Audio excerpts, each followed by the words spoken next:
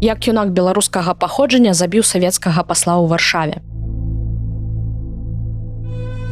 Амаль 100 гадоў таму на пероне варшаўскага чыгуначнага вакзала шпацыравалі двое савецкіх дыпламат. Адзін з іх ехаў у Маскву. Яго нядаўна ветліва папрасілі з'ехаць з Лондона за шпіёнскага скандалу. Другі ўжо 3 гады працаваў у польскай сталіцы. Яго звалі Пётр Войкаў. Войкаў яшчэ не ведаў, што за ім 4 дні сачыў малады хлопец беларускага паходжання па імені Барыс Каверда. Каверда стане яго забойцам, правядзе шмат часу ў польскай турме, будзе дапамагаць нацыстам у другой сусветнай вайне і памрэ ў Злучаных Штатах. Вітаем, вы слухаеце другі сезон падкаста «Галаваломка на палатно». Барыс Каверда нарадзіўся 12 жніўня 1907 года ў Вільні. Яго бацькамі былі беларускія сяляне Сапрон і Ганна. Бацька ўдзельнічаў у палітычным жыцці, быў эсэрам. Калі пачалася Першая сусветная вайна, то пайшоў ваяваць. У гэты час яго жонка з дзецьмі з'ехала падалей ад вайны, у глыб Расіі. Спачатку на Тамбоўшчыну, а потым яны пераехалі пад Самару. Менавіта ў Самары Барыс Каверда пачаў атрымліваць адукацыю. Там жа, у Расіі, малодшы Каверда ўпершыню пабачыў, што такое чырвоны тэрор. Тым часам бацька Сапрон пасля заканчэння Першай сусветнай уступіў у шэрагі чырвонай арміі, але ў хуткім часе перайшоў савецка-польскую мяжу. Ён заставаўся на Падляшшы і больш ніколі не жыў са сваёй жонкай і дзецьмі. Ганна разам з дзецьмі вярнулася з Расіі ў Вільню толькі ў 1921 годзе. Там Барыс працягнуў адукацыю ў беларускай гімназіі, аднак кінуў яе за перакананасці, што там вучацца адны камуністы. З беларускай гімназіі ён перавёўся ў гімназію Віленскага рускага таварыства, але і там хлопец пратрымаўся нядоўга, бо за адукацыю ў беднай сям'і не было чым плаціць. Фактычна, Барыс Каверда стаў адзіным кармільцам сям'і. Спачатку уладкаваўся ў беларускую газету «Наша думка», але сышоў адтуль, бо ўбачыў там пракамуністычныя настроі. Яго наступным месцам працы стаў штотыднёвік «Грамадскі голас», які пазней выдавец Арсень Паўлюковіч пераймянуе беларускае слова. З Паўлюкевічам у Барыса завяжацца сяброўства. Яны будуць шмат размаўляць пра барацьбу супраць бальшавікоў, разглядаць магчымасці і планы, як знесці камуністычны рэжым. У той віленскі час Каверда будзе заводзіць шмат знаёмстваў з людзьмі, якія прытрымліваліся антыбальшавіцкіх поглядаў. Адным з яго новых знаёмстваў і сяброў стане былы есавул Міхаіл Якаўлеў. Якаўлеў змагаўся ў грамадзянскай вайне ў ваўчанскім атрадзе на поўдні Расіі, а потым перайшоў на польскі бок падчас вайны супраць бальшавікоў. У Вільні ён таксама займаўся выдавецкай дзейнасцю, быў кіраўніком газеты «Новая Расія». Паўлюкевіч і Якаўлеў шмат у чым паўплываюць на маладога хлопца. Ён будзе абмяркоўваць з імі планы, як можна змагацца супраць камуністаў. Дарэчы, гэта не фантастычныя планы эмігрантаў. На той час у сярэдзіне 20-х эміграцыя сапраўды планавала сур'ёзную барацьбу супраць бальшавіцкага рэжыму. Паўлюкевіч, Якаўлеў і Каверда таксама не хацелі заставацца ў баку. Аднак размовы маглі застацца толькі размовамі, пакуль тройка не даведалася пра прызначэнне новага савецкага амбасадара ў Варшаву. Ім стаў Пётр Войкаў, фігура дастаткова вядомая і ў СССР, і па-за межамі сярод эмігрантаў. Войкаў быў адным з тых, хто прымаў рашэнне аб смяротным пакаранні імператару Мікалаю II і яго сям'і ў Екатеринбургу. Каверда лічыў Войкава адным з актыўных удзельнікаў камуністычнага рэжыму, які лічыў злачынным. Так, яшчэ знаходзячыся ў Вільні, ён вырашыў, што Войкаў павінен памерці. Паўлюкевіч, Якаўлеў і Каверда пачалі планаванне замаху больш, чым за паўгады. У гэтай гісторыі Паўлюкевіч пагадзіўся выдаць неабходныя сродкі, а Якаўлеў дапамагаў з планаваннем. Выканаўцам павінен быў стаць Барыс Каверда. Яму было ўсяго 19 гадоў. Да планавання Барыс хацеў працягнуць яшчэ 3 чалавек, але ў выніку перадумаў. Дзякуючы сувязям Якаўлева, да справы далучылі яго былога падначаленага з ваўчанскага атрада Канстанціна Шыпчынскага. Яму выдалі 200 злотых і адправілі ў Варшаву, каб той сачыў за Войкавым. Па ўспамінах Каверды у саўдзельнікаў замаху было не вельмі многа грошай, таму паўнавартаснага сачэння яны арганізаваць з дыпламатам так і не змаглі. Пакуль Шыпчынскі быў у Варшаве, Якаўлеў навучыў Каверду страляць з пісталета. Папярэдне саўдзельнікі дамовіліся, што ў выпадку затрымання Каверда будзе казаць: «Дзейнічаў адзін, пісталет купіў даўно, хацеў помсты». 22 мая 1927 года Барыс забраў 200 злотых у Паўлюкевіча і выехаў з Вільні ў Варшаву. Першую ноч ён правёў у варшаўскай гасцініцы «Асторыя», а на наступны дзень сустрэўся з Шэпчынскім, які дапамог яму з часовым жыллём. Высветлілася, што Шэпчынскі нічога не зрабіў для іх супольнай справы. Ён не спрабаваў нават сачыць за савецкім дыпламатам. Адзінае, што той зрабіў для Каверды, давёў яго да пасольства СССР. Для Барыса гэта быў шок, ён не ведаў, што яму было рабіць. Грошай было абмежавана, а родныя ўвогуле не ведалі, што той паехаў у Варшаву. Каверда палічыў наведванне савецкага пасольства найлепшым варыянтам. Яго легенды было тое, што ён вельмі моцна хацеў пераехаць у Савецкі Саюз і атрымаць там адукацыю. Так, ён змог 4 разы без падазрэнняў прыходзіць у пасольства. У апошні візіт, калі яму канчаткова адмовілі ва ўездзе, ён убачыў Войкава ўжывую. Раней ён бачыў пасла толькі па здымках у газетах, а цяпер зафіксаваў знешнасць сваёй цэлі. Каверда спрабаваў знайсці кантакты з Войкавым і ў гандлёвым прадстаўніцтве, але яго адтуль выгналі, бо ён не змог сказаць, што ўвогуле яму там трэба. Тым часам грошы ў хлопца заканчваліся. Кожны дзень ён чытаў польскія, рускія газеты, каб знайсці хоць якую-небудзь інфармацыю.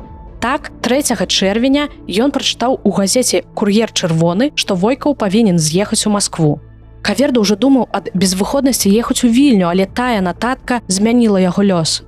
Ён даведаўся пра расклад цягнікоў і 4 дні запар хадзіў на вакзал, дзе чакаў сустрэчы з Войкавым. 7 чэрвеня 1927 года у Барыса скончыліся грошы, а яго надзея сустрэць Войкава зусім знікла. Ён думаў, што прапусціў дыпламата, ці ён з'ехаў з іншай станцыі, і ў той дзень Каверда вырашыў у апошні раз прыйсці на вакзал. А пасля, калі не знойдзе пасла, паехаць дадому ў Вільню. Калі Барыс прыйшоў на вакзал, то адразу пазнаў Пятра Войкава. Той ішоў разам з яшчэ адным мужчынам, якога хлопец не ведаў. Каверда вельмі расхваляваўся. Тое, што адбывалася, не адпавядала маім чаканням. Я разгубіўся. Я спрабаваў пераканаць сябе, што за Войкава прыняў некага іншага пасажыра. Пасля кароткага моманта ваганняў пайшоў у вакзальнае памяшканне, куды накіраваўся Войкаў і яго спадарожнік. Я хваляваўся, спяшаўся і не зайшоў у вакзальны рэстаран, дзе яны былі ў гэты час. Калі не знайшоў Войкава, я пайшоў назад, выйшаў на перон і стаў хадзіць каля цягніка, як і ў папярэднія 3 дні, пісаў ва ўспамінах Барыс Каверда. Зусім інакш выглядаў той дзень для Пятра Войкава. Насамрэч ён не збіраўся з'язджаць у Маскву. Ён быў на вакзале, каб сустрэць іншага дыпламата, паўнамоцнага прадстаўніка ўрада СССР у Лондоне Аркадзя Розенгольца. Розенгольца адаслалі з Великабрытаніі з-за буйнага шпіёнскага скандалу. Таму Войкаў і Розенгольц сустрэліся на варшаўскім вакзале. Дыпламаты выпілі там па кубачку кавы і шпацыравалі па пероне ля цягніка. Там жа іх і ўбачыў устрывожаны Каверда, які думаў, што ўвогуле згубіў Войкава. Барыс лічыў, што сустрэча з Войкавым была выпадковасцю, якой магло і не здарыцца. Быў тут нейкі фатум. Калі нават Розенгольц ехаў праз Варшаву днём пазней, то замаху не адбылося. Грошы ў мяне ўжо скончыліся. На пакупку пероннага білету я выдаткаў апошнія 20 грошай. Сведкі нібыта сцвярджалі, што Войкаў і Каверда паспелі некалькі хвілін паразмаўляць. У сваіх успамінах Каверда пра гэта не піша. Па яго словах, калі ён убачыў Войкава зноў, то пачаў у яго страляць. Ён выпусціў 6 куляў, але ў дыпламата трапілі толькі 2. Першая куля трапіла ў плячо, а другая прабіла лёгкая. Пасол паспеў адбегчы ад стралка і таксама некалькі разоў стрэліў міма. Паліцэйскія адразу затрымалі Каверду. Ён не супраціўляўся пры затрыманні. Яго адвялі ў вакзальны паліцэйскі пастарунак. Туды ж прынеслі Войкава, на якім разарвалі кашулю, спрабуючы хоць штосьці зрабіць з лезві жывым паслом. У хуткім часе пацярпелага адвезлі ў шпіталь, дзе ён і памёр менш, чым праз гадзіну. Каверду абшукалі і дапытвалі каля 2 гадзін. Пры сабе ў яго былі 2 пісталеты. Пазней ён успамінаў, што ў пастарунку бегалі туды-сюды шмат людзей, усе крычалі.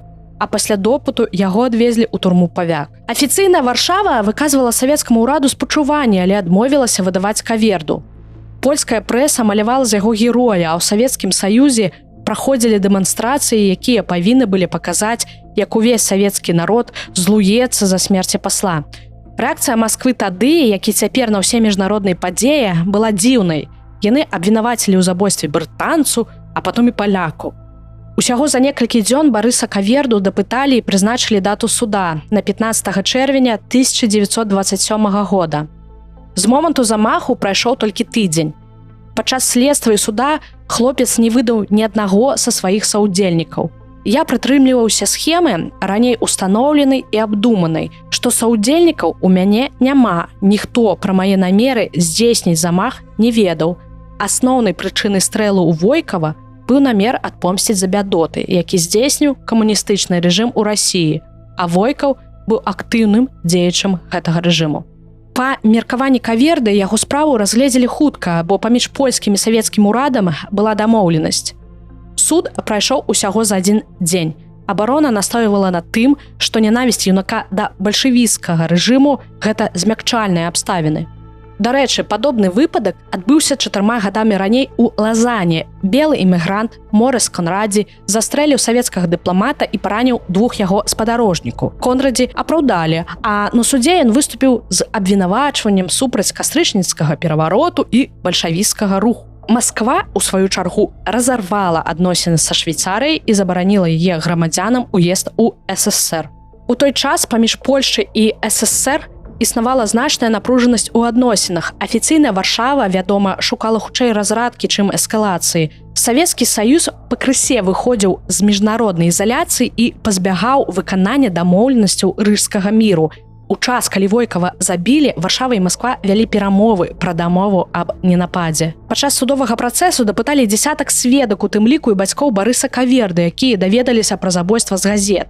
Каверда атрымаў пажыццёвыя катаржныя работы, якія пазней замянілі 15-гадовым зняволеннем. Прэса пісала, што асуджаны выйшаў з залы судовага пасяджэння з усмешкай. Падчас зняволення ў турме Грудзёндзы Барыс спрабаваў скончыць жыццё самагубствам, але яго выратавалі. У 1937 годзе Каверду вызвалілі па амністыі. Праз год ён перабраўся ў Югаславію, але прабыў там нядоўга, бо краіну акупавала Германія. Другую сусветную Барыс сустрэў ужо ў Польшчы, дзе правёў 4 гады вайны. У Польшчы ён ажаніўся з Нінай Пятрушынай, у пары нарадзілася дачка Наталля. Падчас вайны Каверда рыхтаваў агентаў і афіцэраў, якія ваявалі супраць Савецкага Саюза. Пасля вайны ён пераехаў у Германію, а потым разам з сям'ёй эміграваў у Злучаныя Штаты. Як згадваў гісторык Валянцін Грыцкевіч, дачка Каверды расказвала пра бацьку, што той быў сціплым чалавекам і амаль ніколі не размаўляў з дачкой пра сваё мінулае. Барыс памёр у Адэлфіі 18 лютага 1987 года. А ці быў Барыс Каверда беларусам? Пры арышце на пероне варшаўскага вакзала паліцэйскія забралі ў Каверды дакументы. У яго з сабой быў пашпарт для асоб без грамадзянства, ён не меў польскага грамадзянства. Нацыянальнасць Каверды ад самога пачатку яго справы выклікала пытанні. Расійскія гісторыкі называюць Каверду белгвардзейцам, але ён такім не быў, бо на момант распаўсюджання белага руху Барысу было ўсяго 10 гадоў. Яго называлі манархістам, але падчас судовага пасяджэння ён упэўнена заявіў, што з'яўляецца дэмакратам. Беларускія гісторыкі доўга спрачаліся, ці лічыў сябе Каверда беларусам. Гісторык Валянцін Грыцкевіч упэўнены, што дакументы судовага працэсу над Кавердай сведчаць пра тое, што у яго была прарасійская і зусім не беларуская антысавецкая арыентацыя. Гісторык Наталля Стужынская лічыць наадварот, што Каверда быў беларусам, а расійская белая эміграцыя прыклала намаганні, каб зрабіць з юнака патрыёта Расіі. Паўлюкевіч падчас суда казаў так: да каго трэба залічыць Каверду ў нацыянальным сэнсе, да беларусаў ці да расейцаў, не ведаю. Мы яго называлі Барысам і пра нацыянальнасць не пыталі. У мінулым годзе з ім адбыўся некаторы пералом. Барыс сказаў, што ён не верыць у поспех Беларусі і хутчэй схіляецца да нашага кірунку, то бок антысавецкага. Я не магу сказаць, кім ён сябе лічыў, расейцам ці беларусам. Нацыянальная самасвядомасць у Каверды не акрэслівалася. Дзякуй, што былі з намі, гэта падкаст «Галаваломка на палатно».